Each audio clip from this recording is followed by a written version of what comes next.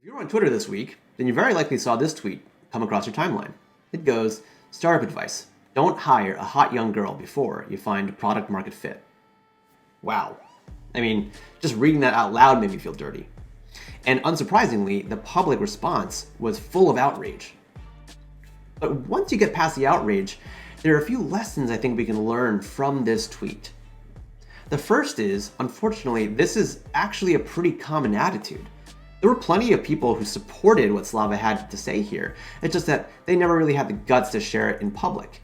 The second thing to learn here is that it's very clear that people's idea of leadership is a little bit skewed.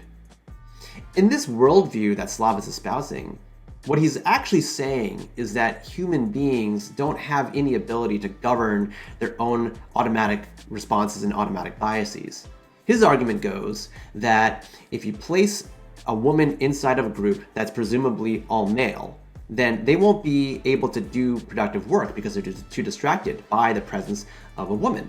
I think it's kind of sad to think that you're unable to assemble a group of people who can be aware of their own responses and then hold themselves to a higher standard.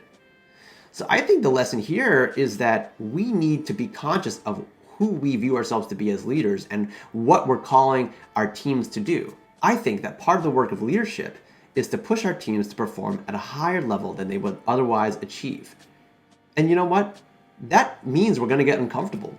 It means that we're going to take a look at ourselves in the mirror. It means we're going to become aware of our biases, to be aware of these patterns and automatic responses that we're not very proud of, and to actually decide to choose a different path. Now, I'm not going to tell anyone that you have to show up as any one particular type of leader, but you have to ask yourself, do you want to build a team that's operating at a conscious level or an unconscious level? Sure, leadership might mean winning at all costs. But I think leaders have an opportunity to build companies that shape a world that we want to live in. The choice is up to you. You have to ask yourself, what kind of world do I want a part in creating? The last thing I'm going to note is if you can't put together a team that can control their own behavior in the presence of others that might make them feel a little uncomfortable, maybe you're not a very good leader.